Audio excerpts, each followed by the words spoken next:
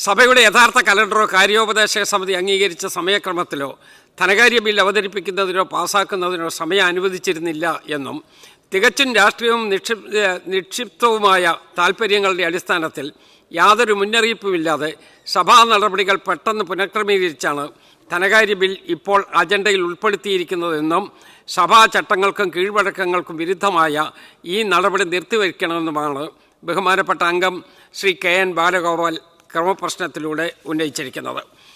ഒന്നാം സമ്മേളനത്തിൻ്റെ കലണ്ടറിൽ ധനകാര്യ ബിൽ ഉൾപ്പെടുത്തിയിരുന്നില്ല എന്നത് വാസ്തവമാണ്. 2026 ജൂൺ 23 ചേർന്ന കാര്യോപദേശക സമിതി യോഗം 2026 ജൂലൈ 1 ധനകാര്യ 3-ാം നമ്പർ ബില്ലിൻ്റെ അവതരണത്തിനും ബിൽ പരിഗണനയ്ക്ക് എടുക്കണമെന്നുള്ള ഉപക്ഷേപത്തിനും അനന്തര ഘട്ടങ്ങൾക്കുമായി 2 മണിക്കൂർ വിനിയോഗിക്കണമെന്നും ഇക്കാര്യത്തിനായി നിയമസഭാ നടപടിക്രമവും കാര്യനിർവഹണവും സംബന്ധിച്ച ചട്ടങ്ങളിലെ 76(1) താൽക്കാലികമായി സസ്പെൻഡ് ചെയ്യണമെന്നും ശുപാർശ ചെയ്തിരുന്നു. ഈ ശുപാർശ ഉൾക്കൊള്ളുന്ന സമിതിയുടെ 2ാമത്തെ റിപ്പോർട്ട് ജൂൺ 24-ാം തീയതി സഭയിൽ സമർപ്പിക്കുകയും സഭ പ്രസ്തുത റിപ്പോർട്ട് അംഗീകരിക്കുകയും ചെയ്തിട്ടുണ്ട്.